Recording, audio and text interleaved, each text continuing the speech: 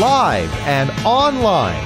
It's Sleepless with Steve and the Movie Book Club with your host, Steve Pulaski.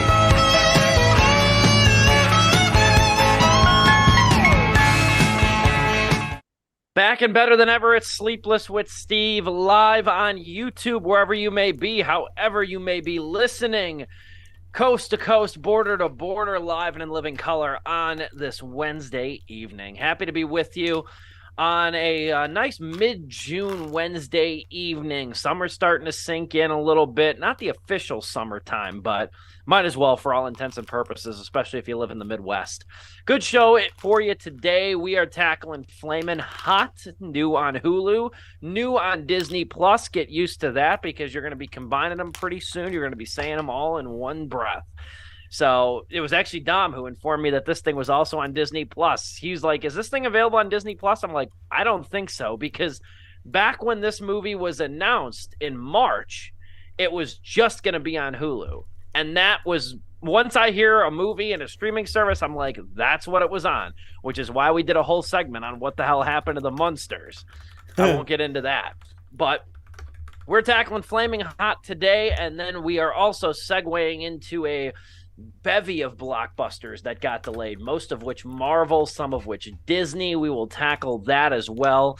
The ramifications of the Writers Guild strike are really in full effect, as well as the looming SAG-AFTRA strike too. So we're going to get into that as well.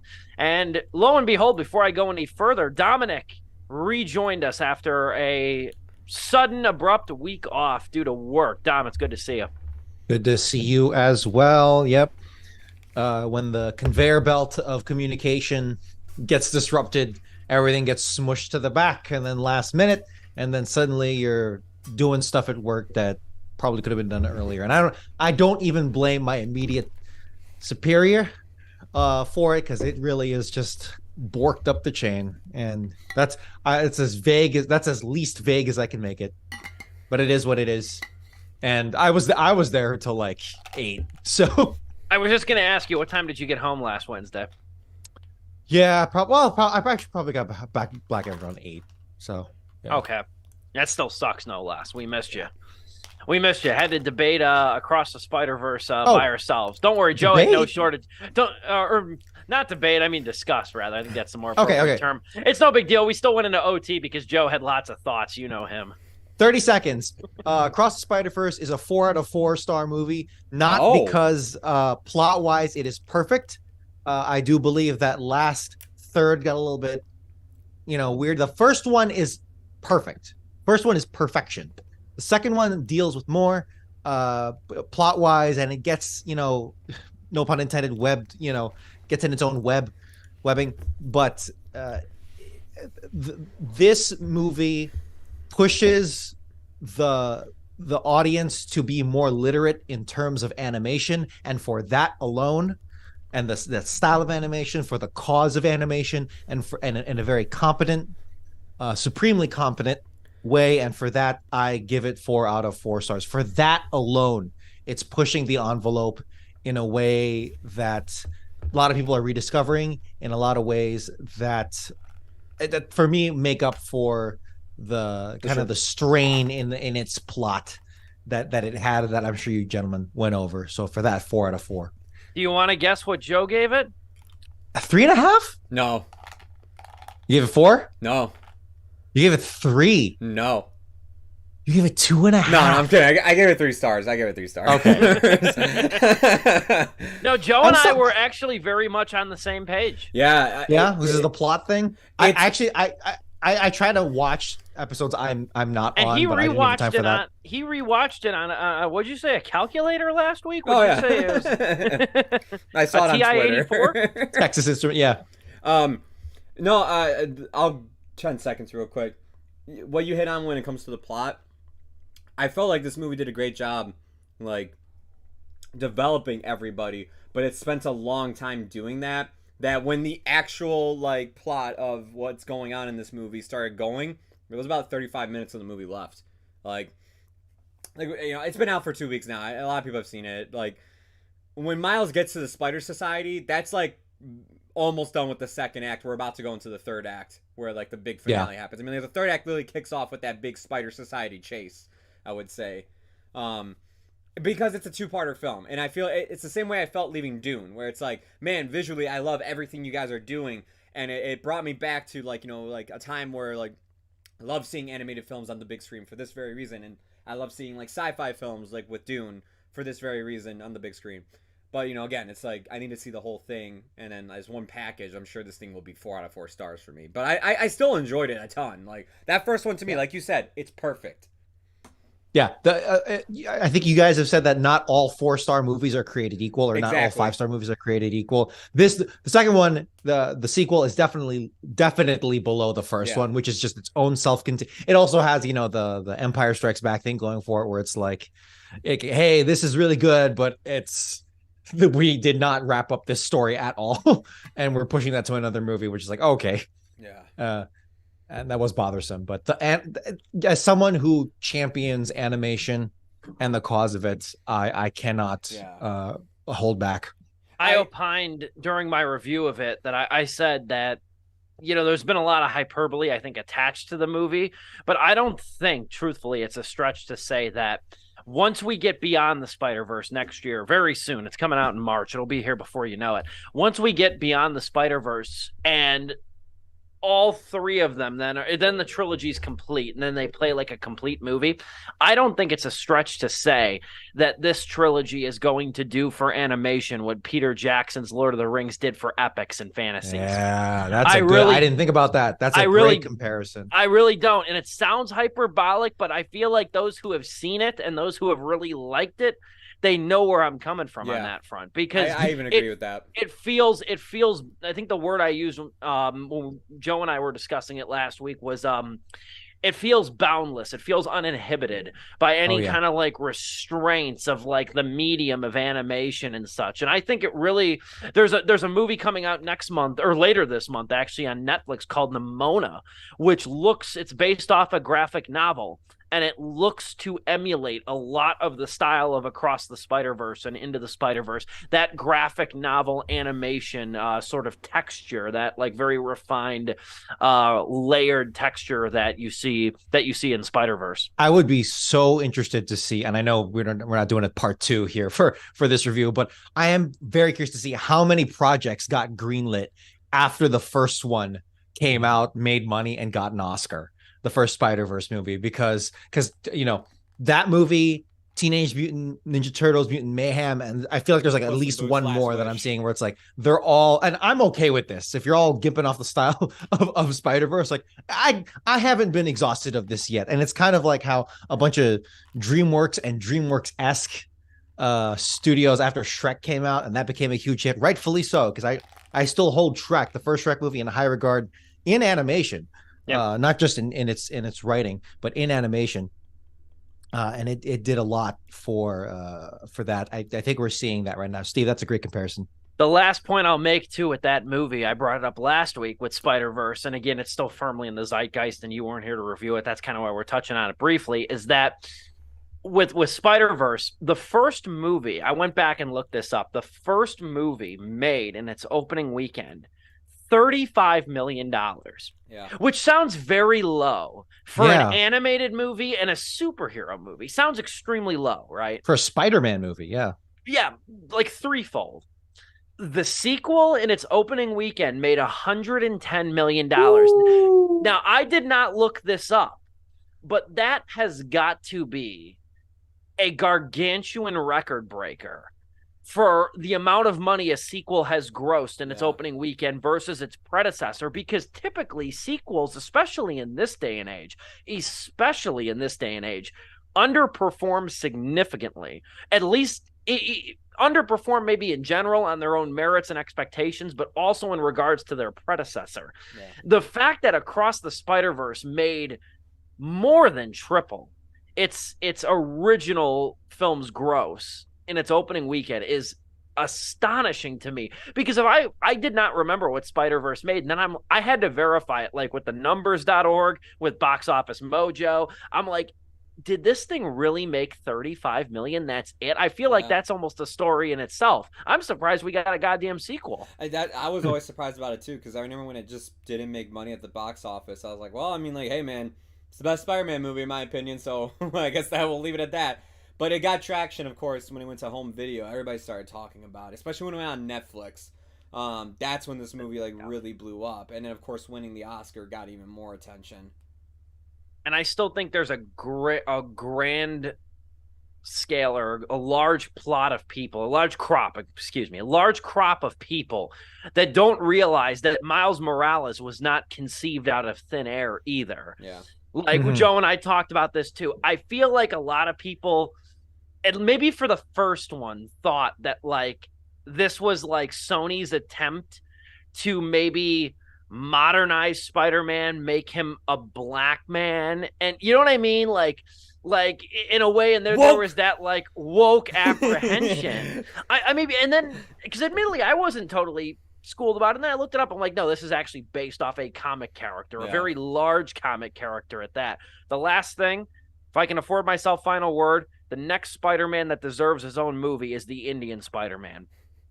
That dude was cool, man. You know, Spider Dog Millionaire. I like that guy a lot. Oh my god, he was cool, man. That dude was awesome.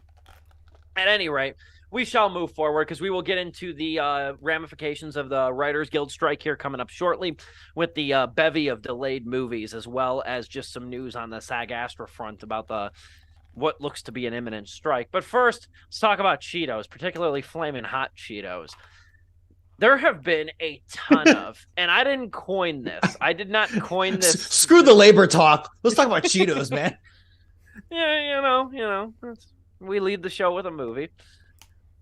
I did not know this. I didn't create this term, okay? I read this, and I'm going to use it now from here on out. It's like the term screen life to describe movies like Missing and Searching and Dashcam.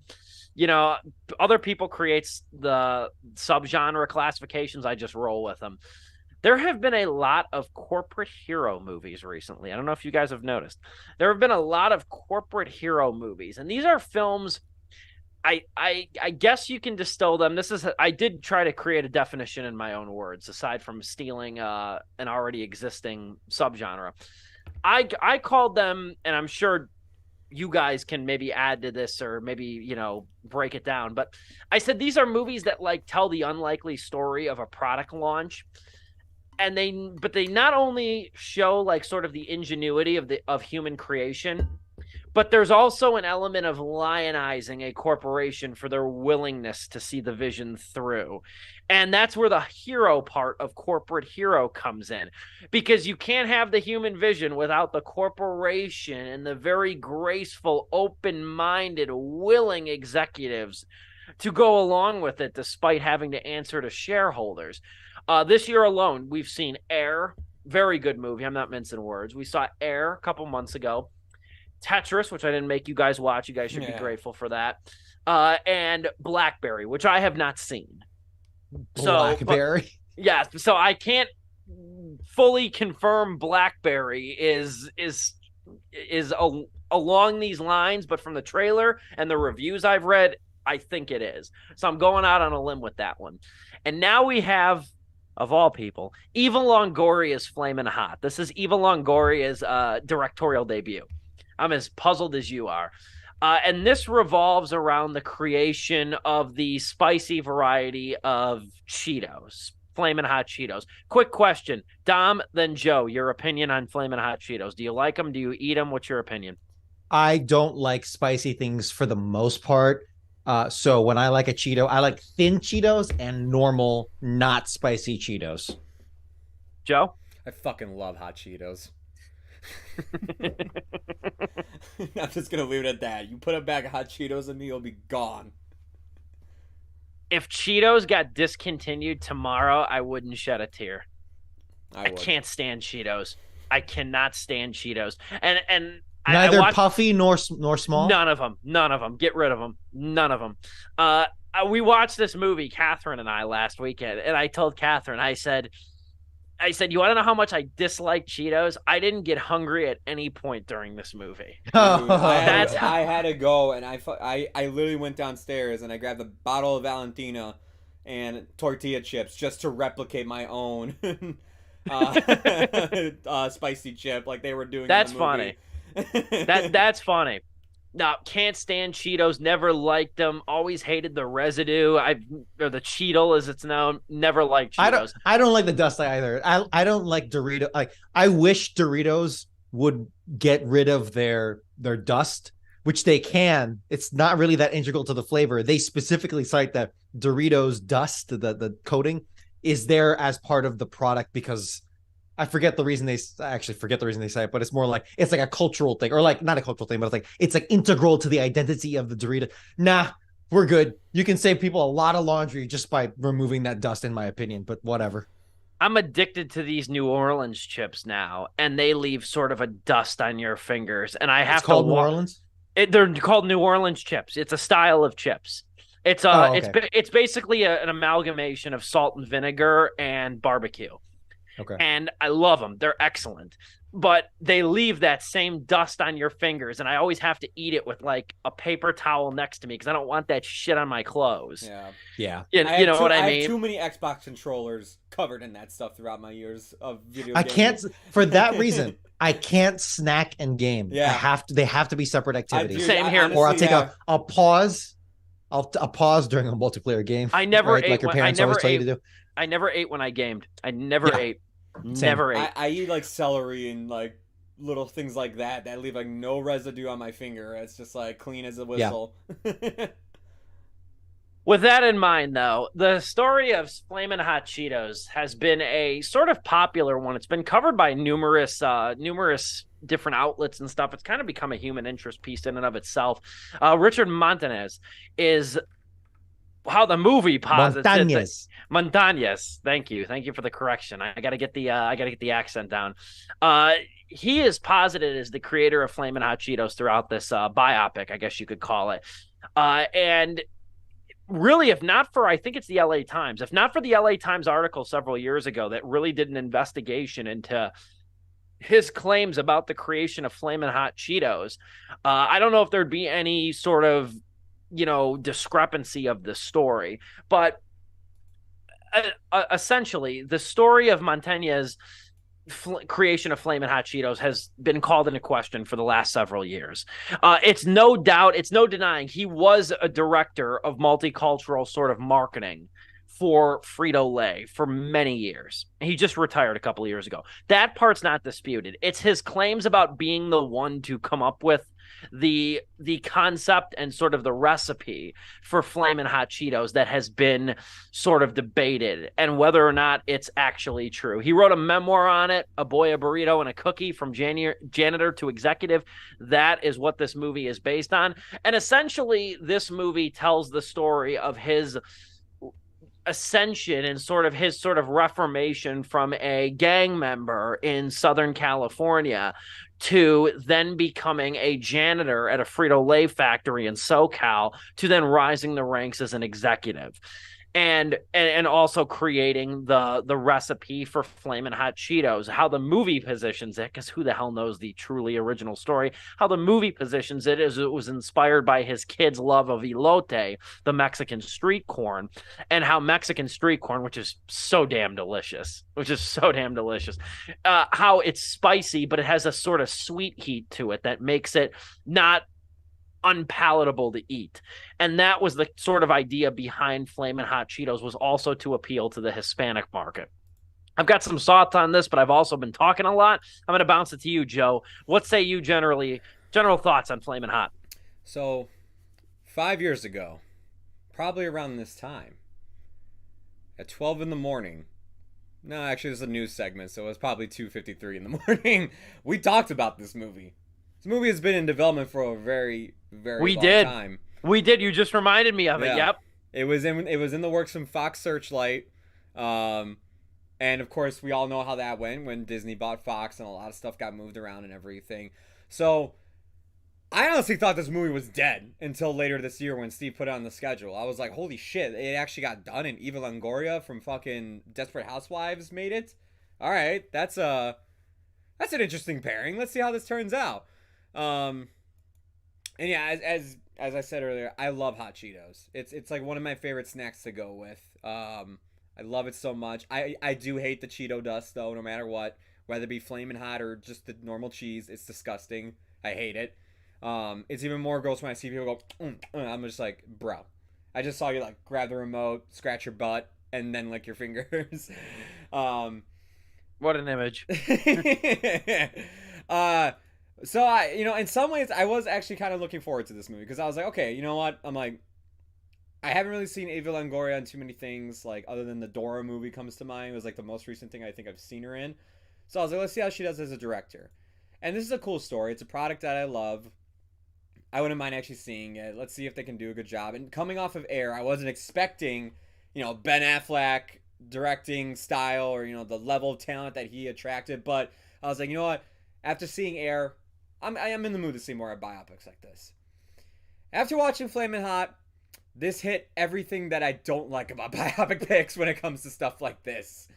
I'm not saying it's bad. It's just, it's so middle of the road average with everything it does in this movie that I was just kind of sitting there going, I really wish actually somebody else was given this project. I know that sounds like a big diss to Eva Longoria, but it's just like this very much felt like a television made movie. And I know it's on Hulu. It's a Hulu streaming movie, and some people equate it when Hulu or Netflix gets movies like those, you'll get like a product like that. But we've seen better stuff by these studios, and these streaming services provide as well. Oh, excuse me, I had a burp there. Sorry. There are some great scenes. There's one involving the actor Jesse Garcia, Richard, and his dad Vacho Montanez. I'm butchering that name probably. There's some good scenes between them, especially near the end of the movie where he finally stands up for himself and puts his dad in his place, which I actually like that scene a lot. But other than that, I mean, it's just a by the numbers movie, and it's just like, I would have loved to see Eva Longoria. I mean, if this is literally everything that she did, I kind of just felt like this felt like more studio involvement than an actual person directing it and trying to do their own thing. Because there's little bits and pieces here of Mexican culture, and I have a lot of Mexican friends. I live near Elgin. Joe is not Latino. I'm not. For I'm the Italian. record. So I mean, if you take a bird off the Mexican flag, we're very similar. There you go. We have the same. We have a lot of the same words too and everything. But like, and one of my friends says I'm honorary Mexican. So there you go. Like, I grew up around a lot of the spicy food that's shown in this movie and like the culture and everything. And there's like moments of that there, and it's like that's definitely her like showcasing that. Like that's not a studio executive coming in here and being like, "Oh yeah, let's do this." But I mean, there's so many times throughout this movie, it's like the most cliched characters. Like there's a moment where the typical angry boss where he's constantly doing rah, rah, rah, rah, rah, rah, like always yelling at the main character Richard for like doing something. And this movie for some fucking reason, man, I can't put my finger on it, the sense of time passing by just felt really loose. I didn't feel like this movie was just moving, but I felt like, and I'm not talking about pacing, I mean just like the events of the movie, like stuff was just happening, and I was just like, I'm not really getting a sense of like he's been doing this for years, his family is struggling, and like it's like they really they hit that heavy at the start of this movie. I'll just interrupt you by saying that both like Catherine and I watching this one or noted this when watching it, is that despite the long passage of time in this thing, nobody seems to age. Nobody seems to like age at all. Even the kids, I feel like are like Bart and Lisa Simpson. They stay the same goddamn age the whole entire time of the movie. It's like details like that show somebody like who has maybe the people behind it haven't been involved in a lot of bigger productions that span like 10 plus years. There's just little things like that. Yeah, it feels it just really feels disjointed. Like I guess that's a good way of putting it. It just felt weird. Like when we jump like 9 years later and he's still working at Frito-Lay, it was just like, all right, but like, you didn't do anything with the setting. All the characters look the same. We got the Allstate guy, like he still looks the exact same too. It's just like, bro, like at least put some efforts to some makeup and hair, or just like like do something, man. But it's just like. No, a whole decade goes by. A recession. Hey, the wife's hair was changing like every 20 minutes. That is true. Dom, you are yeah, correct Annie on that. Gonzalez's hair. Yeah. If there was one thing I did actually think like, oh, I would love if this movie touched on it more, it was the Reaganomics actually showing what was happening to this class of people. I was like, oh, this would have been cool, and like actually played into the whole struggling of like the family dealing with this, and why him discovering the recipe for hot Cheetos was not only important for him, but for Frito-Lay as well, and all the workers that were struggling just as much as he was, and people in his neighborhood. It's like everything I just mentioned is lightly brushed on, like Cheeto dust onto your fucking fingers here. Dom, I'm gonna pass it off to you. I'm just gonna say that was great. That was really Joe, I hope he's listening too. I closed my door. My dog came in. I was gonna say that might have been your best monologue about a review. Thank you. Ever, and you've had good ones, and you've had good ones in the past. I speak for Dom though, and I'm sure I speak for you, assuming that you're in agreement with this. Any movie that makes me hate Reagan more, I kind of like. You know what I mean? So this was this was definitely in that wheelhouse of like, yeah, okay, yeah, so this is a subtle diss to Reagan, and we need more of those. I'm always down for it.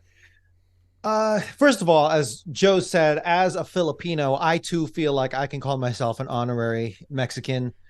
We have the same jank ass restaurants where it's like the food is up here, but the restaurant like cleanliness and like wallpaper and all that stuff is like down here for some reason.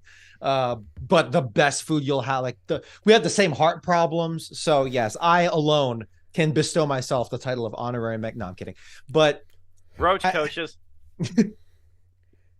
I think I can safely say that the thing that hurt my enjoyment and my opinion of this movie is the fact that it came out after the movie Air.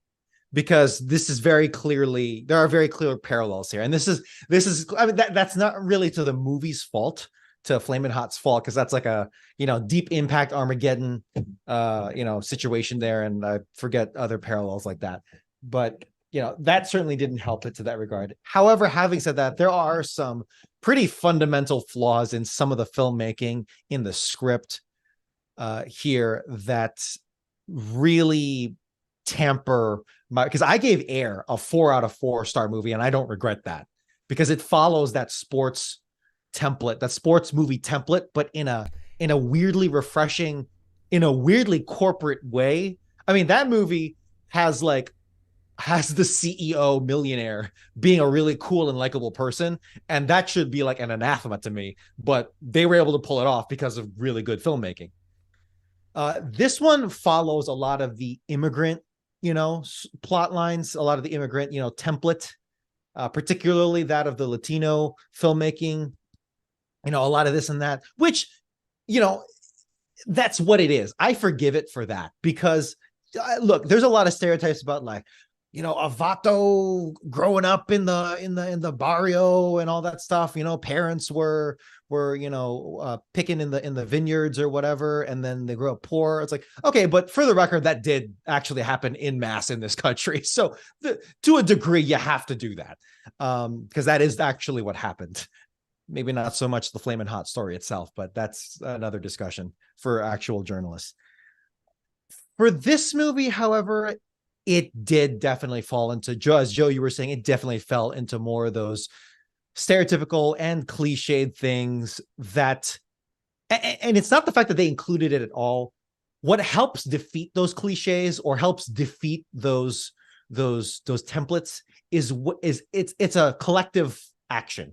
It's a whole, right? Is that if you can really change the messaging here, if you can really update how this feels and is refreshing, you can forgive a lot of those things. But unfortunately, this is really rags to riches story that has its truth stretched and hits those same beats again with a very sympathetic CEO, but to me wasn't really that interesting. He's just kind of like a benevolent godlike figure, played well by Tony Shalhoub. Tony Shalhoub's Roger Enrico, yeah. And I'm sitting there like, there's no way this dude was this nice. There's no way at all. He is a Make him soul. look like the nicest mother. Yeah. And stuff like that. I will commend it though. It does. I was really scared that they were going to go into like a drug dealer. Like this is the bad,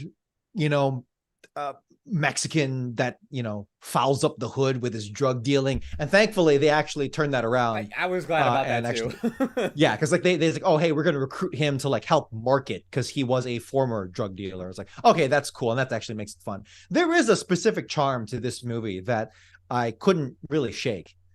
Despite these shortcomings and I was going into it kind of low. It does have a charm to it. Have you guys seen the TV show Alternatino? There's a lot of great clips. It's a Comedy Central show. It's got a lot of great clips. It's a sketch show on YouTube. No, not familiar with it. What's his name? Oh my God. He wasn't in the movie, but he's the main guy. It's a comedian vehicle, that show, and it's a sketch show, and it's really, really funny. And that actually helps and hinders what I'm about to say about Flamin' Hot, in that it helps in that it has a certain charm to it, and it makes all of these, albeit stereotypical, albeit cliche things about Mexican culture in these neighborhoods. It like I'm sorry, a park of people eating elotes and like playing basketball. That's just inherently charming to me. That's like, hey, that's like real shit. Come on. That's what I want. That's kind of where I want to be. There was moments of this film I'm like, all right, now I feel like Eva Longoria is actually behind this camera. Like 100%. Yes. And honestly, if they played into that more somehow, I don't know how, because a lot of this does have to take place in the factory. Maybe, I don't know. We're not here to do rewrites, but yeah, no, you're absolutely right. That's playing into that charm. You can make it's clearly more lighthearted. If there was there were two scenes there where it felt like, remember the scene from the first Ant-Man movie where the Lewis character is voicing over recapping other characters. Yeah. Mm-hmm. Yeah, exactly. They essentially do that, which is a good trick, and I don't mind that they did it here twice. I thought it was really funny. If they could, and they do lean into some of those gags where, like, there's like a flashback where he's like beating up a dude, but he actually didn't beat up a dude, etc. Stuff like that. That felt like the high points. It felt like when they were writing the script, it's like, okay, we're going to highlight some gags here, and then we'll do some filler scenes in between for like 10 minutes. Yeah. You can't do that. It has to be, if you're going to do that, it's got to be a force of nature all the way through. You have to connect it, and you can't have those kind of lower ends of it. There inherently are going to be lower parts of your movie, like in terms of activity and excitement and, climax and all that. But it can't be so low that it goes into the mundane. And I'm not going to go so far as to say like soap opera or anything, but you're right. And Steve, you wrote this in your review that I liked, is that it has this TV quality feel to it. Both of you touched on this, that it cannot shake.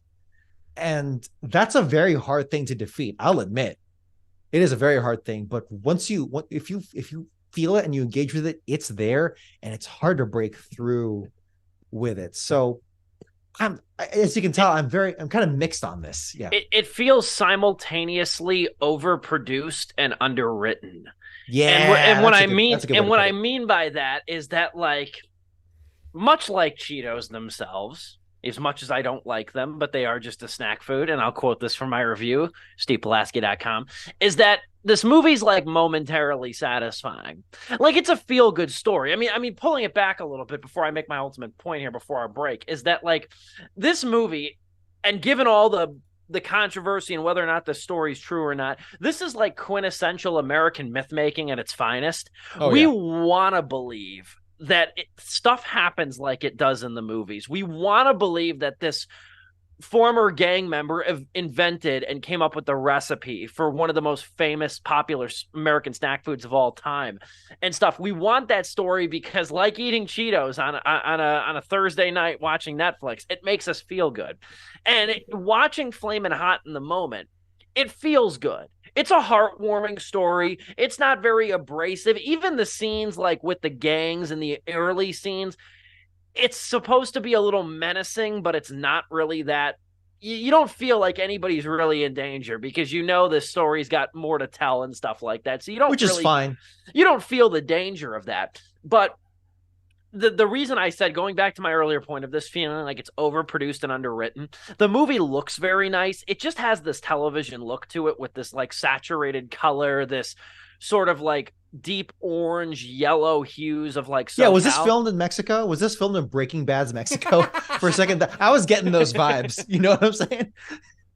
I was trying to see where this was filmed. I couldn't find a clear answer. If you could one of you could look that up. I got you. If you could. I couldn't find a clear answer though.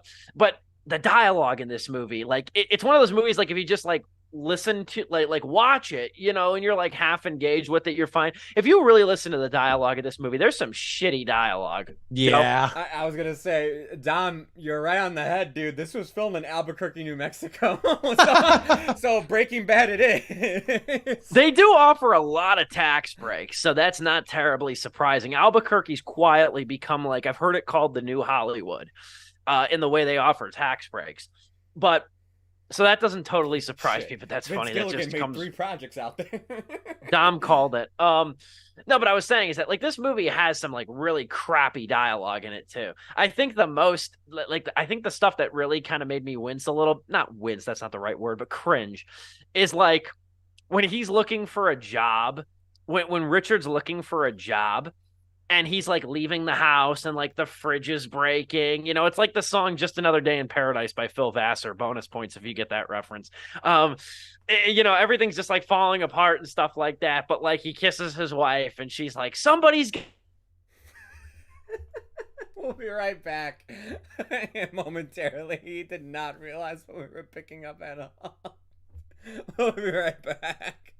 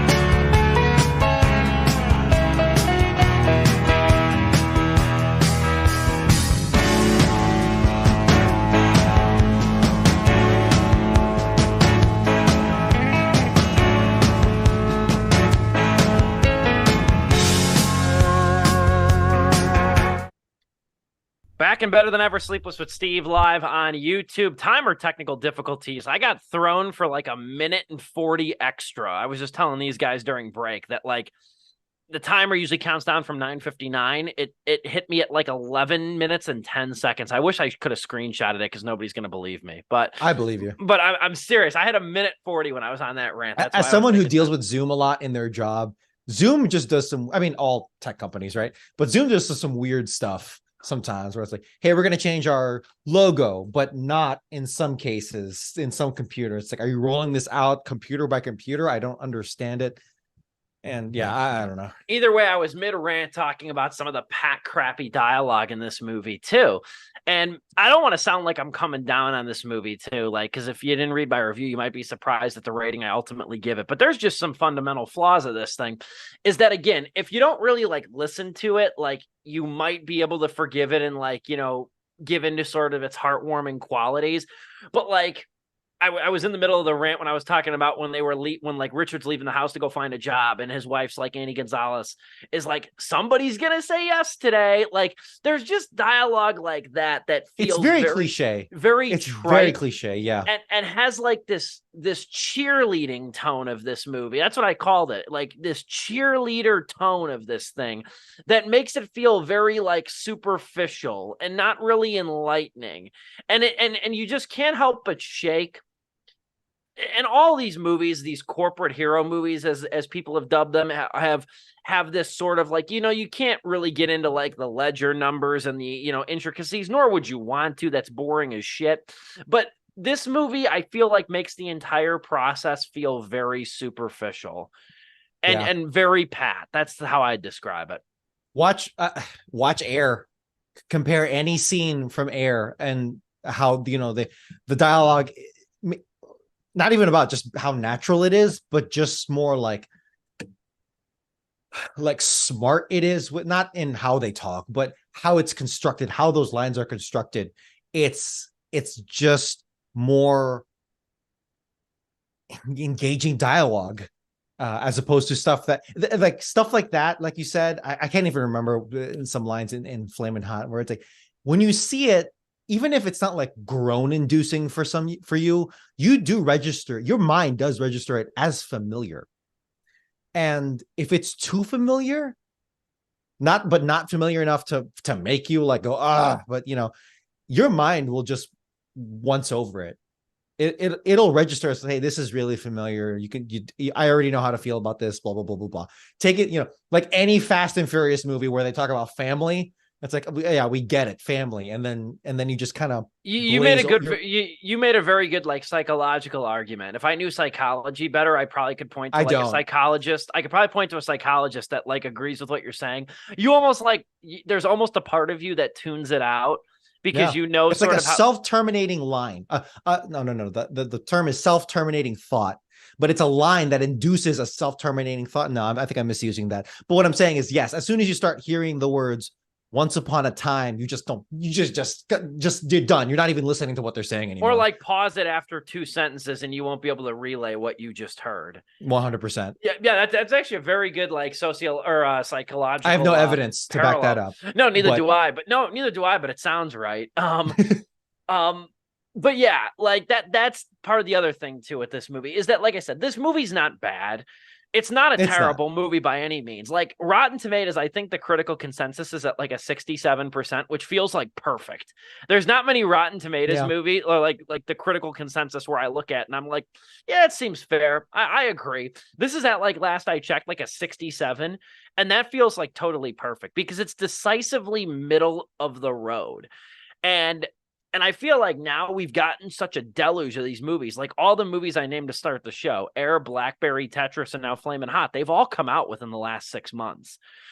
Like we've gotten such a deluge of these movies now that I feel like this genre has already become to the point where now we have higher expectations, especially Air. Air kind of like really tilted the scale for us in that regard too. With it's dangerous too, because a very cynical take on Flamin' Hot specifically is that, oh, this is how like the Latino culture was appropriated in one aspect, and now it's like, especially that the big ending speech where he's doing his pitch to the CEO and the board or whatever, where it's like, hey, if you monetize my culture, then you can sell more of it, which is effectively what happened. But no, you're not wrong. I've read that point. That's a cynical take on it. Not only monetize, like it's a cynical take, like. But not false. No, it's not false. Monetize the culture and sell them shitty processed food. Yeah, something that, makes your body worse effectively. I love chips. There you go. I love chips. They're a personal addiction of mine. Same. Like, but we can recognize that. Like, there is an element of this too. The very, the liberal arts college graduate in me. That fact was not the fact was not lost on me. And there's some, and this goes back to the cliche thing or whatever, where it's like, there's some model minority going on here where it's like, hey, if you work as a janitor at Frito-Lay for 9 years and you bypass any kind of like labor considerations and you just have a good idea, you just have a really good idea, you can climb your way to the top and blow everyone else out of the water. Again, actual hoops to get to that point is ridiculous. Yeah, it's like, oh no, there's a real bootstraps undertone to this thing. Yeah. The dozens of middle managers that got effed over when he called the CEO, they would have had his throat in some way or another, done some underhanded, like the fact that none of them tried to pull some shit like, hey, this guy, he went to jail, right? Or did he go to jail? I don't remember. But they tried to like, he used to, he used to run with some gangs. You know what I'm saying? And it's like they would have easily pulled that shit. Oh, the machinists and everything. Yeah, exactly. For sure. Once Enrico comes to visit, or once it's announced that the CEO is coming to visit the factory, oh god, yeah.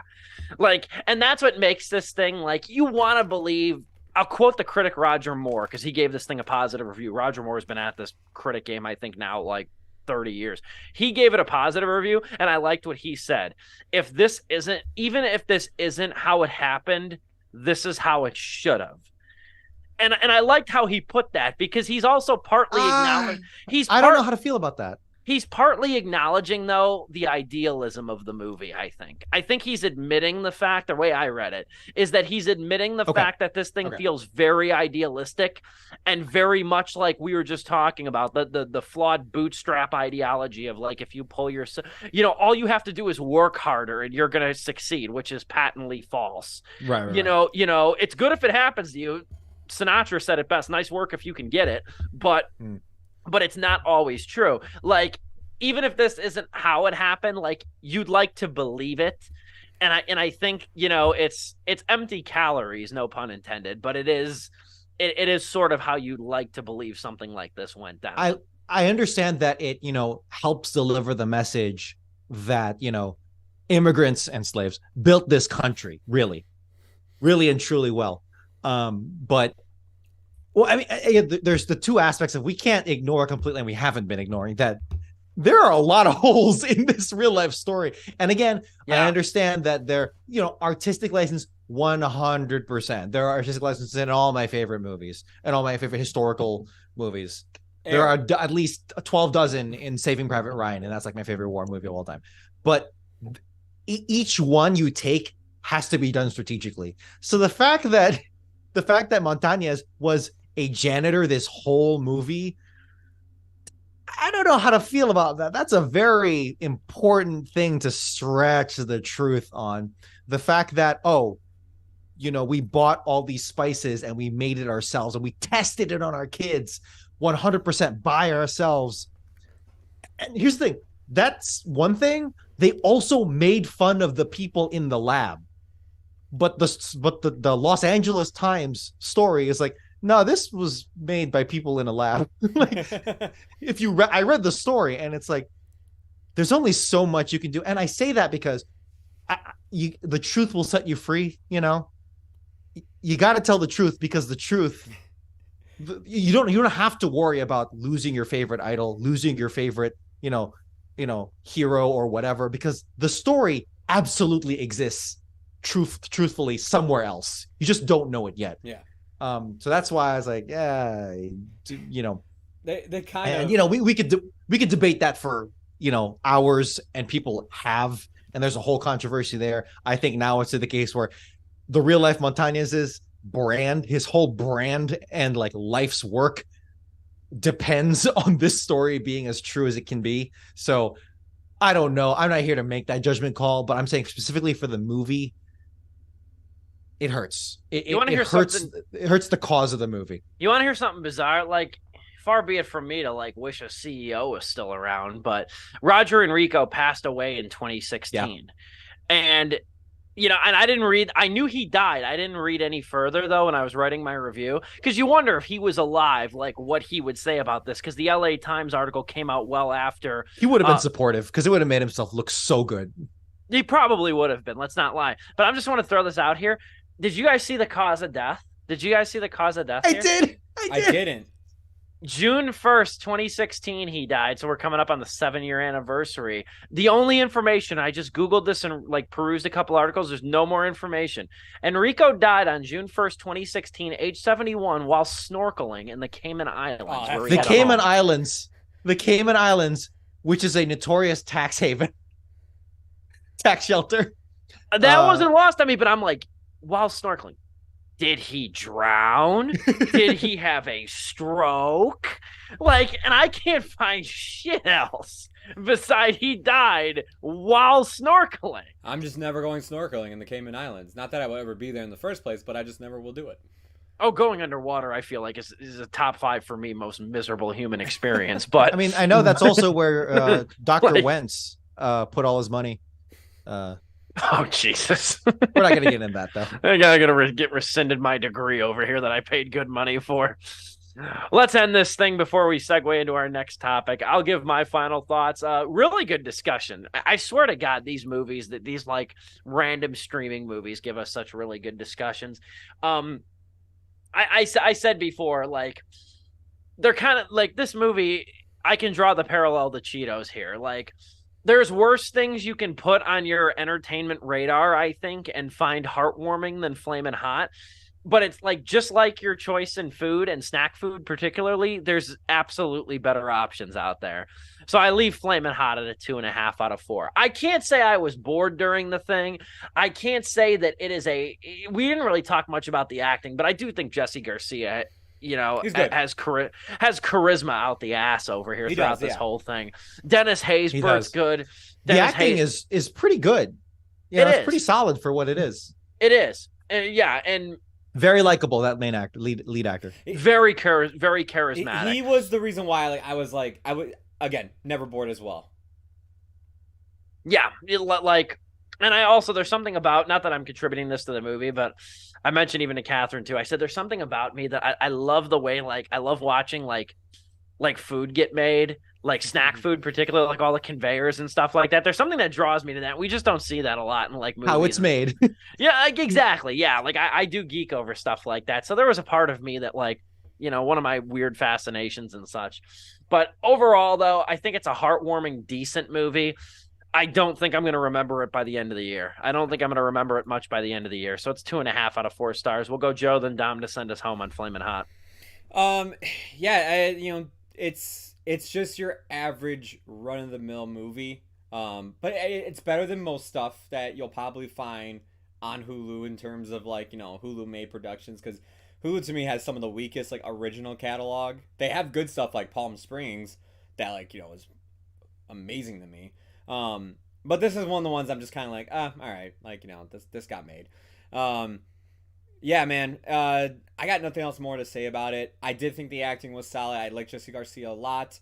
But I mean, this really does show when you get something that's like this whole story that we've been covering, you know, not story, sorry. These types of movies that we've covered, like, you know, Air, where if you get a great screenwriter like Air had, and a good director, because this movie I think has the talent. We all said, the acting is great, but you get a good director in there and a good writer, they can really punch up these scenes to make it feel more memorable, to make it stand out more than like every other movie that tries to be like this. So about a product, the guy who created it, whatever, the creators behind this and that. Like, you know, it's, you look at this and you're like, you know, I'm not trying to compare it to, like, you know, The Social Network or even Air for that matter, but you see why those movies stick out as you're watching something like this. It's not bad. I know a lot of people who saw it over the weekend on Hulu and Disney Plus that really loved it. For me, it's 2 out of 4 stars. Not as bad as Tetris. Dom, what say you? Oh, God, no. So, Dom, you're really going to give 4 stars to a movie about a bunch of white guys and a jive-talking Chris Tucker, for Air, and give, a true immigrant story, pull yourselves up by your bootstraps, struggle story 2 out of 4 stars. You're really gonna do that to them. Really gonna hurt. You're gonna really hurt on the Mexican community, on the Latino community. Well, unfortunately, there first of all, there are plenty of great stories there like it, I'm sure. But at the end of the day, the script for this movie, for Flamin' Hot, wound up being as flimsy as a Lay's classic potato chip and not as strong as a Kettle brand potato chip. You guys are forcing the goddamn chip metaphors on me, so I had to do one in myself. But yeah, cliches abound, which again, I'm not like Cinema Sins over here where you just pop them off, blah, blah, blah, blah, blah, in bad movie. You can do a lot of things to alleviate that through smarter dialogue, through more less thought terminating dialogue, and maybe something there that doesn't so much as stretch the truth, which is definitely tied to the truth of it here. And also, I must say, Air had a great empowerment scene with Viola Davis, just kind of made that whole thing, and a great subversion of the sports movie trope. Whereas unfortunately, you didn't really get much of that. A slight subversion with the one drug dealer character turned guerrilla marketer, but inconsistent enough. I will say, solid directorial effort by Eva Longoria. Solid. Like, yeah, it's solid.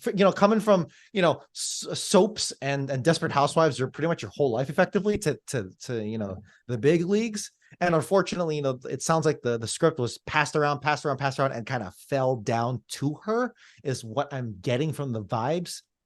At least it went to someone who really, truly enjoyed the project and really, really did engage with its story. So that the fact that it went to a Latina filmmaker, hats off to that decision. Cruelest Letterboxd review I read all week was a 1.5-star review of Flamin' Hot that said Eva Longoria has a future in directing ... television. Cruelest Letterboxd review of the week. That needs to be its own subject. We're gonna bleed into OT here, but we got to bring this up. Wasn't a whole ton of news issues, and I really don't want to talk about Ezra Miller talking for the first time with The Flash coming out this week. I really don't want to talk about them at all. So we're just gonna skip right on past Ezra Miller. But we got to talk about The Flash next week anyway. Joe mercifully has the week off. But we'll talk about this, though. It feels like now every story, since this is entering week 6. This is week 6 now of the writer's strike, I want to say. It builds upon itself. Yes, it does. Yeah. Unlike a 48-hour Reddit blackout, a true labor movement will accentuate this for months. Hey, Reddit is fun. That's the end of an era. That's all I'm gonna say. That 100% is. RIF, man. That pisses me off. But moreover, now with the Writers Guild strike now in full force in 6 weeks now, it's getting really serious, as if it hasn't been serious now. But it looks as if SAG-AFTRA is quickly approaching now its contract deadline of June 30th. And it looks like there is going to be a strike for SAG-AFTRA as well, excuse me. And right now, Joe sent this article from Variety, good read. Depressing read, but a good read, is that the looming now SAG-AFTRA strike is threatening publicity and sort of like the publicity circuit for movies like Barbie, Oppenheimer, 2 of the biggest, most anticipated movies of the summer. Ninja Turtles Mutant Mayhem, that comes out in August. So right now you are looking at like press junkets and publicity tours being potentially delayed or interrupted for these big movies now. So that's putting added pressure on this. And then it comes out yesterday, I believe, that Disney announced a slew of new release dates for a lot of different movies. I'm not going to break down all of them. There's quite a few, but Deadpool 3 is now May 2024. You have Blade, which I think I'm just going to say this right now. I think Blade is going to be the next Flash in terms of perpetually delayed superhero movies. Wow. It's already shaping up. We should have gotten Blade by now if it was on schedule. We should have gotten the Mahershala Ali Blade movie. Blade's now not coming out till February 2025. Fantastic Four. Yeah, we're getting another one of those. That comes out in May of the same year. Avatar 3 now is delayed until 2025, which I have a sticky note, Joe. You owe me $100 because I bet you $100 that Avatar 3 was going to get delayed beyond 2024. I tried telling you. We shouldn't make conditions. Was it for special effects or because there was a writer's strike going on? It got delayed, period, point blank. I'm looking at the Post-it note right now. That was the reminder I needed to bring up. And then Avengers: The Kang Dynasty got delayed until May 2026. So those are just some of the bigger ones, too. There's also an untitled Star Wars movie in there, too. But basically, these movies aren't coming out for a long-ass time, at least 2+ years away from a lot of these things. And now you have a lot of hand-wringing over what's going to happen to these movies that come out after June 30th. Haunted Mansion's in there, the Disney reboot, whatever you're calling it at this point, too. Again, Oppenheimer, Barbie.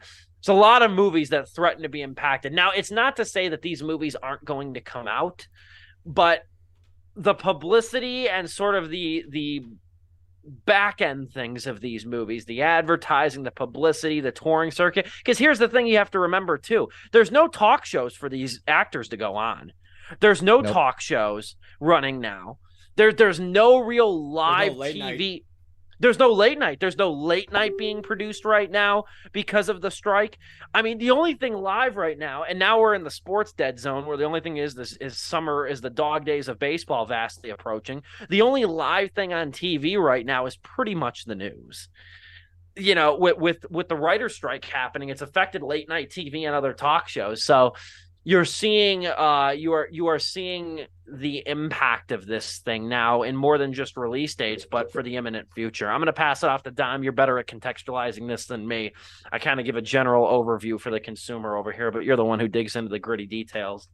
Frankly, you did a great job going over the whole story, because it's a matter of taking what you can get. As the writers go on strike, everyone has less to talk about, because it really comes down to backroom deals, maybe some social media finagling. But how do you get to these boardrooms full of millionaires, multimillionaires, and these rich entities?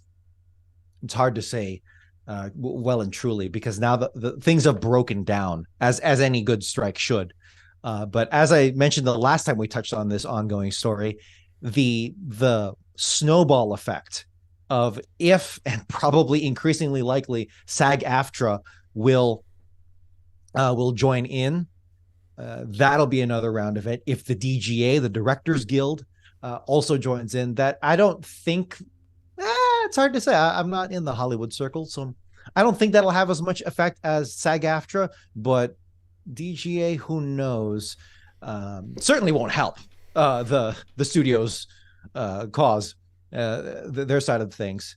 Like I always said, IATSE Teamsters, if they pull the trigger like fully, because they've been helping in some capacities, not to cross the line, but if they decided to go full stoppage, the world stops, or at least America stops. What's the difference? No. In terms of where the things for press goes, you're gonna see put to the test how well these marketing types paid attention in English class, particularly these social media types. They actually tend to do pretty damn well themselves, because there's a lot of copy to write. You'll be surprised the overlap, because what entails marketing exactly? That's kind of a make it as you will job. Maybe even a little more than writing, potentially. But where it'll go from there, that's really hard to say. And yes, as the studios attempt to increasingly strategically delay what they can in a game of, they might even start working together. I don't know. That's hard to say. You'd have to do a lot of cross analysis, provided you don't get a leaked email saying we're working together. You have to do a lot of cross analysis on these release dates, because the studios also remember, all these other entities have to remember that on the AMPTT side, TPP side, that they're also competing with each other, right? Mm-hmm. I'm trying to satisfy their shareholders. They're trying to one up each other. And now you have a united front of all these writers and soon to be actors and soon to be directors working against you. So in that sense, I do not envy the studios except for their money. But I really don't envy the studios in this negotiation because they really do have the upper hand. And also, just speaking wider, we're not a freaking socialist podcast here, but unions have really come back since 2020, at least, if not 2016.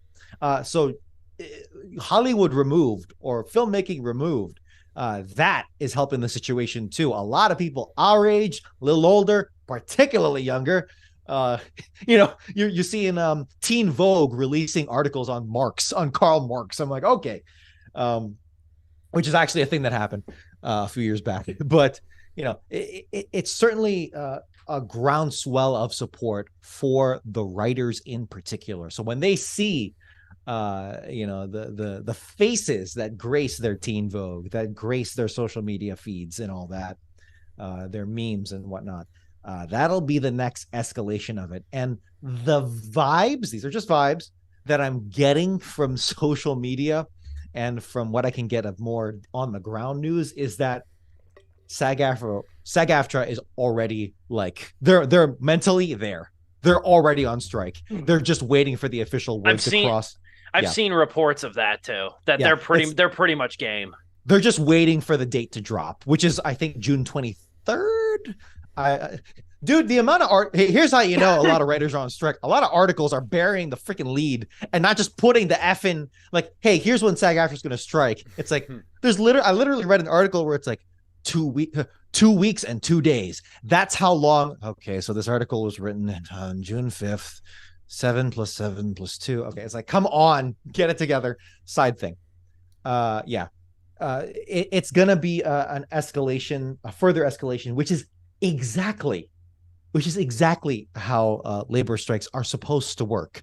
And we're not getting into the history of how Hollywood became such a haven for labor and to survive the Reagan years in particular. There's some surface information there that I'm sure we could go into, but for now, it's looking like the train ain't gonna slow down anytime soon. So yeah, SAG-AFTRA, they're ready to go. Joe, what say you? Dude, man, scary times are ahead of us in terms of. You made me go second. How dare Steve? Why would you do that to the poor man? It's like, oh yeah, how do I follow up that? I don't have a Cheetos monologue here to bail me out of this one. No, I mean, look, I've been saying this the entire time. Like, the strike has been happening. It's scary to think, like, I'm not even talking about delays here, but just quality of work that we will see in this form of art that all three of us enjoy to talk about. We do it every fucking Wednesday and everything. And it's scary to think that potentially there might be a point where we're just doing retro reviews because nothing's coming out. That's a good point. The YouTuber community is gonna be in shambles. Which a lot of iceberg videos. Yeah, like, I mean, I guess that'll be great for all those people that have to, like, rely on, like, woke media, like, constantly. Like, they'll just have to focus on video games because they're thriving right now. But yeah, in terms of, like, entertainment with television and movies, I mean, like, I don't know how much longer stuff is gonna get. I mean, these are big movies, people. Like, this is a whole studio block that Steve listed. This is literally like the next stuff that was supposed to come out literally next year is being pushed back further and further every day because it either hasn't started production or it was in middle of production, and, like, who knows how long once they actually get in production, any delays are going to happen there and everything. I mean, it's it's crazy to think, and this is just going outside of Disney because I've been seeing so many comments, and it's going over a bunch of you comic nerds' heads on what a writer's strike really means. They're like, some of you think the writer's strike means, like, oh, like, it's because writers want to write better stuff than what Marvel and DC has been putting out. It's like, no, that's not it. Or people. Oh my god!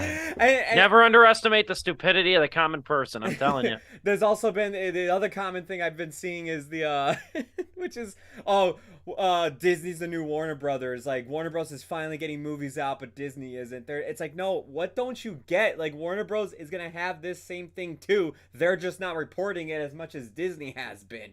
Like these are the same idiots that put like Rey from Force Awakens and Captain Marvel on their thumbnails. Oh, probably. Like, yeah, definitely. Oh my god. Go on YouTube right now. Like once those films get delayed, man, they're gonna have to hit to the they're gonna have to go deep and find something. They're gonna have to dig deep and be like, oh man, who's another feminist like icon I can pick on?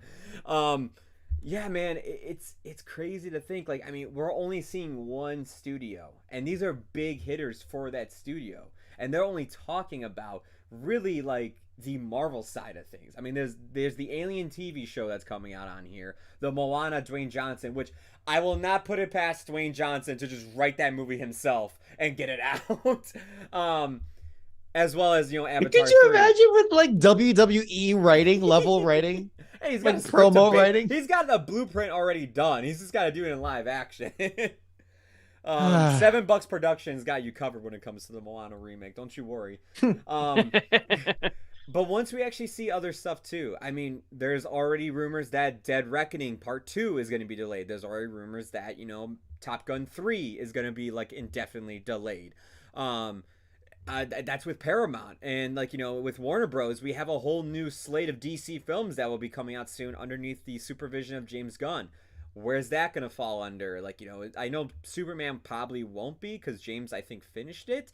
But like there's the whole other slate of TV shows that the guy wants to do. And that's not even counting like, a bunch of other stuff that like, all these other studios are doing. We have like fantasy shows like Lord of the Rings and House of Dragons and all these other properties owned by something that's not Disney.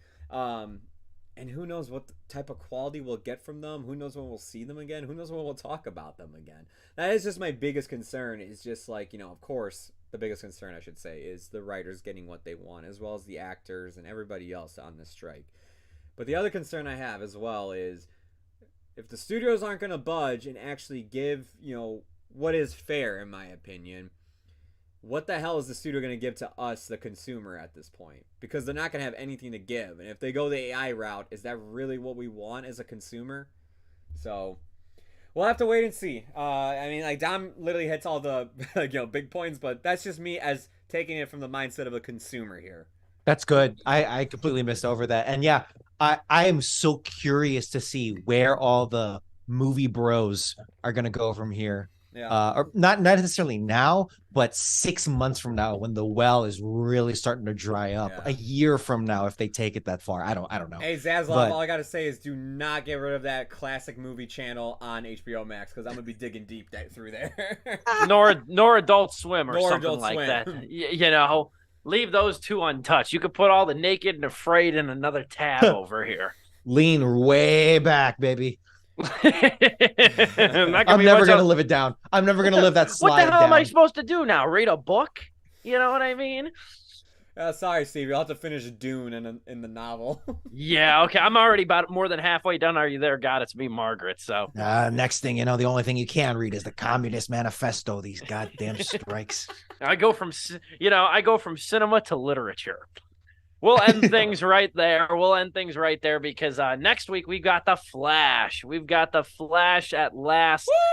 Question mark. I hope I'm disappointed by my expectations.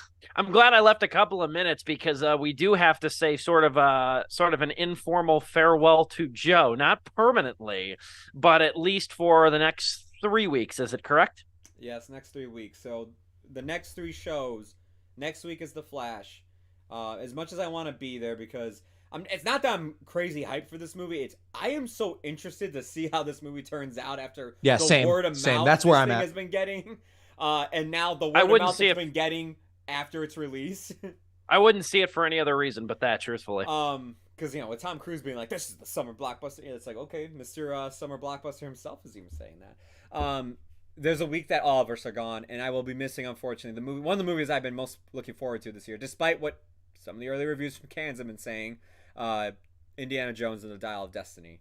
I will be missing those 3 reviews. I might miss another week after, depending on how stuff goes on my end, but I'm aiming to come back for whatever the hell we're reviewing the week after Indiana Jones. I'm trying to think off the top of my head. It I'll doesn't look it ring a up. bell, But yeah, we are going to be on a hiatus in 2 weeks. Yeah, the 28th. We're going to be in a hiatus after next week. But Dom and I will be hosting the show then for at least the next couple of weeks while Joe is on hiatus, doing homework and doing his studies over here. You're like the kid. You're like the son from Home Improvement that leaves for the season to go to college. Yeah, that's for real. It is. This is this is Steve. From Blue's Clues leaving to go to school. Oh my god. Oh my god. Except it's Joe. Except it's Joe this time. Dude, I'm telling you. And then man, I show up and I start dancing. If we ever go to a Halloween party, man, we have to do that costume. And then we got the Filipino that comes in and takes over. I'll be back hopefully June 12th for our Joyride review, which is a movie I'm looking forward to, as well as The Blackening. A lot of comedies coming out, so I'm glad to actually be coming back for a comedy. It'll be something nice to go see. Joyride, yeah, that's the one you're coming back for. It'll be a nice movie to go, because I don't know when the hell I'm going to see Indiana Jones, with that being the last week of the class I'm currently in, and the week 3 of the class I'll be starting soon, where both have 2 big papers due. So I might see that a week later. I might go see that early Saturday morning or something. I don't know. At any rate, we will miss you. You will be missed, and we will have a place for you. We will have a little square for you when you come back. That's going to do it for tonight's iteration of Sleepless with Steve. Greatly appreciate you watching wherever you may be, however you may be listening. Next week, we are tackling The Flash and whatever news comes across the Sleepless news desk. Joe, sincerely, I tell you this off air too, but I wish you nothing but the best in your studies, man. Thank you. Crush that shit. Come back re-energized, men. You're going to have a place here. And Dom will surely thank you, because we're going to be pioneering new technology for Sleepless, hopefully, in the next couple of weeks that will make the process run a little bit smoother. New to us. New to us, a better viewing experience for you, so we both win. In the meantime, though, we're back next week, same time, same place, reviewing The Flash. Until then, highlights will be posted on this YouTube channel. For Joe Viso, we will see him in a couple of weeks. Dominic Guanzon and yours truly, this has been Sleepless with Steve.